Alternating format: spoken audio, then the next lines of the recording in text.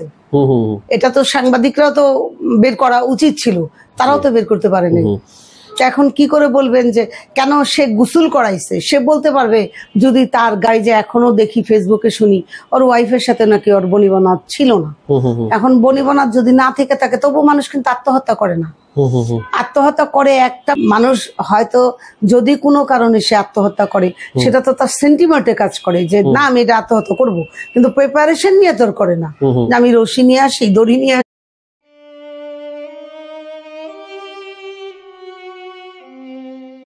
এখন সিনিয়র অভিনেত্রী কাকলি ম্যামের সাথে কথা বলবো। আসসালামু আলাইকুম। ম্যাম, আপনি তো সালমান শাহর বিষয়ে এর আগে অনেকগুলো কথা বলেছেন, দর্শকরা আপনার ভিডিও দেখেছে। এখন অনেক সালমান ভক্তের প্রশ্ন হচ্ছে সেদিন সালমান শাহকে যিনি গোসল করিয়েছেন সেই ব্যক্তিটা কোথায়? এটা তো আমারও প্রশ্ন যে নাকি সালমান শাহকে গোসল করানো হয়েছিল, সে কোথায়? সে তো তারও তো কোনো খবর নাই, সে তো কোনো কিছু দেখবে গোসল করানোর সময়। এমন কি কোন সাংবাদিকও তো বের করতে পারে নাই যে সে কোথায় আছে। এটা তো সাংবাদিকরাও তো বের করা উচিত ছিল, তারাও তো বের করতে পারেনি। এখন কি করে বলবেন যে কেন সে গোসল করাইছে? সে বলতে পারবে যদি তার গায়ে কোনো ক্ষত চিহ্ন থেকে থাকে, সে অবশ্যই দেখছে, অবশ্যই দেখছে। বা তার ফাঁসির মৃত্যু হয়ে থাকলে সে গলায় দাগ থাকবে, সেটাও সে দেখবে। আর যদি ফাঁসির মৃত্যু না হয় গলায় কোনো দাগ থাকবে না, কিন্তু সে যেটা গোসল করায় সে অবশ্যই তাদেরকে তো জিজ্ঞাসাবাদ করা উচিত ছিল, বা এখনো তো করা যেতে পারে, কি বলেন, যদি বেঁচে থাকে। হ্যাঁ, আরেকটা কথা বলবো ম্যাম, অনেকে এই কোশ্চেনটা নিয়ে এসেছে যে আবুল এবং কাজের মেয়ে ডলি আজ পর্যন্ত কোনো সাংবাদিক এদের সাক্ষাৎকার নিতে পারেনি, কেন পারেনি বা কেন খুঁজে পেল না, এটা কিভাবে দেখেন? এটা তো তারা পালাতক আছে, পালাতক হোক আত্মগোপন হোক যাই হোক একটা তো আছেই, কারণ তারা তো অবশ্যই দোষী, এটা বুঝাই যায়। কারণ তারা যদি দোষী না হয় পালাবে কেন? সে তার প্রিয় লোক, আবুল তো তার একদম প্রিয় লোক। তারপর বাসার কাজের মেয়েটাও, সাধারণত কাজের মেয়েরা কিন্তু সব জানে। আপনার বাসায় যখন একটা মেয়ে কাজ করবে আপনার ব্যক্তিগত ব্যাপারটাও কিন্তু সেই জানবে, কারণ ওই মেয়ের সামনেই সব কথা হবে। কাজের মেয়ে আর বন্ধু এরা বা কাছের লোক, ও বলতে গেলে আবুল তার বডিগার্ড, ভাই, যেটাই বলেন। যেমন সালমান মাস বলতেছে যে ওইটা আমার ছেলের ভাই, তাহলে তারাই অবশ্যই ভাইয়ের মতো দেখা হয়েছে। ওদেরকে ছেলের মতো জানতো আবুলকে, তার মাও নাকি ছেলের মতো আদর করতো, তাহলে সেই ছেলে অবশ্যই জানে। এখন ছেলে নিশ্চয়ই দোষী বলেই সে ভাগছে, নাহলে ভাগবে কেন? 29 বছর এত তদন্ত হলো, আবুল আর ডলিদেরকে কেন খুঁজে পাওয়া? তাদেরকে মোটা অঙ্কে টাকা দেওয়া হয়েছে, তারা আত্মগোপনে আছে, আর না হলে তাদের মৃত্যু হয়েছে। দুটার একটা। আপনি আজকে বেঁচে আছেন, কালকে বাঁচবেন তার তো কোনো নিশ্চয়তা নেই, মরতেও পারেন। এবং তারা এইভাবেও মারা যেতে পারে, আবার কেউ তাদেরকে গোপনও করে ফেলতে পারে, এটা এখন বলা যাচ্ছে। আচ্ছা ম্যাম, আর একটা কথা বলবো, যদিও আমাদের এই বিষয়ে এতটুকু নলেজ নেই, তারপরে যতটুকু বুঝি, একটা মানুষ যখন আত্মহত্যা করে হুট করে ডিসিশন করে, তাহলে যে সিস্টেম দেখছি যে উনি সুতলি নিয়ে আসলো নিজে থেকে, এটা কি সম্ভব? যে আমি এটা ভাই কখনোই সম্ভব না।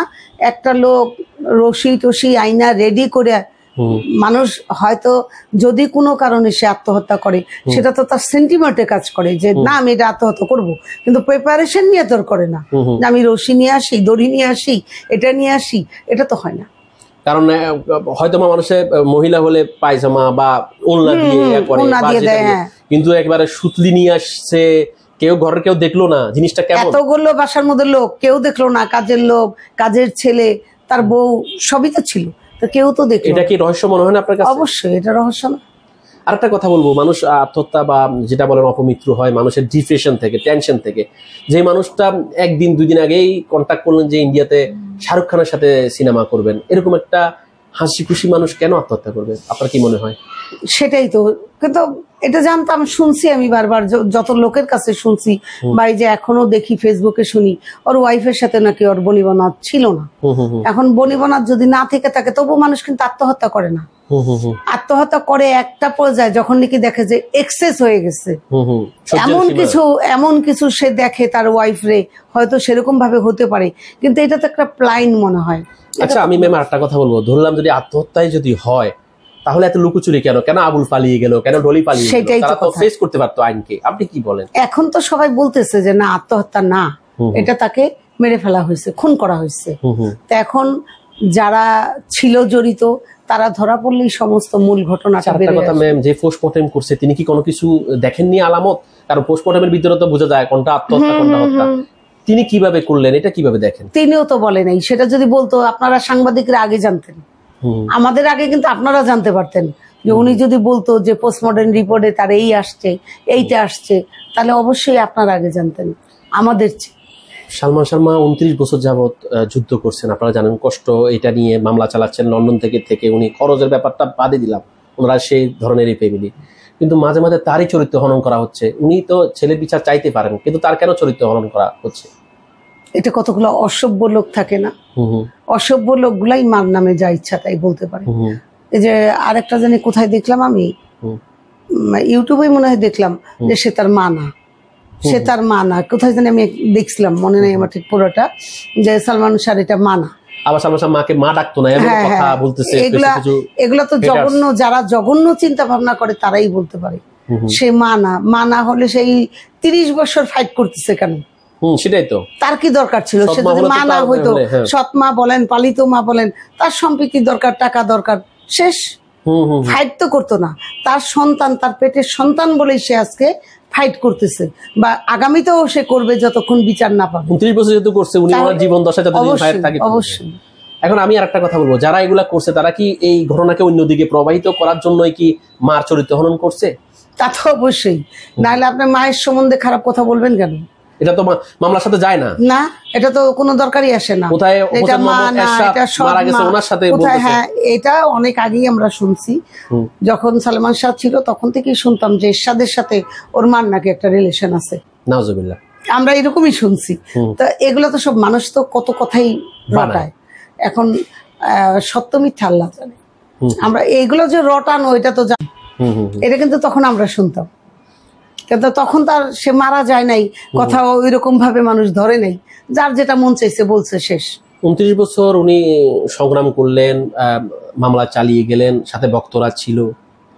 এখন 29 বছর পরও তো আরো ধৈর্য লাগছে যে মামলা নেওয়ার পরে এখনো কোনো আসামি গ্রেপ্তার হলো না, এটা কিভাবে দেখছেন? এখনো কোনো আসামি গ্রেপ্তার হয় নাই, ফাইনাল কোনো বিচার হয় নাই, শুধু শোনা যাচ্ছে যে তাকে খুন করা হয়েছে, অমুকে করছে, অমুকে করছে, অমুককে অ্যারেস্ট করা হবে। কেউ কি অ্যারেস্ট হয়েছে? কেউ তো অ্যারেস্ট হয়নি। আপনার ইউটিউব চ্যানেলে দেখা যায় একে অ্যারেস্ট করা হয়েছে, একে অ্যারেস্ট করা হয়েছে, একে রিমান্ডে নেওয়া হচ্ছে, কিন্তু সব মিথ্যা। কই কেউ ধরা পড়ছে? সালমান শাহ মামলায় রুবি নামে, যদি আপনি দেখছেন কিনা জানি না, রুবি নামে একজন নিজে এসে লাইভে বলেছিলেন যে সর্বপ্রথম, এর আগে তো সালমান শাহ মাই বলে যাচ্ছিলেন আমার ছেলের অপমৃত্যু হয় নাই, খুন হয়েছে। রুবি আসি প্রথম বললো যে হ্যাঁ খুন করা হয়েছে, কিভাবে করছে, কারা করছে সব বলছে। তাকে কি দেশে আনা যায় না? বা তাকে কি? হ্যাঁ, একটা মেয়ে বলছে যে আমি একটুখানি দেখছিলাম যে খুন করা হয়েছে, এটা কোনো আত্মহত্যা না, এটা খুন, এটার বিচার চাই, একটুখানি আমি হেডিং দেখছিলাম। আর বলতে তাকে কি দেশে আনা যায় না? যেহেতু আলামত হিসাবে তো নেওয়া যায়, তার তথ্যগুলো তো অনলাইনে আছে, এটা কিভাবে দেখছেন? সালমান শাহ ভক্তরা প্রশ্ন করছিল। হ্যাঁ, ওই মেয়েটাকে আমি একটুখানি বললাম না যে পুরাটা দেখি নাই তো, যার জন্য বলতে পারবো না। আমি একটুখানি মোবাইলে দেখছিলাম, কি জানি কাজ ছিল আমার, পরে একটুখানি দেখছিলাম মেয়েটা বলতেছে বিচার চাই, বিচার চাই, এটা শুনতেছিলাম।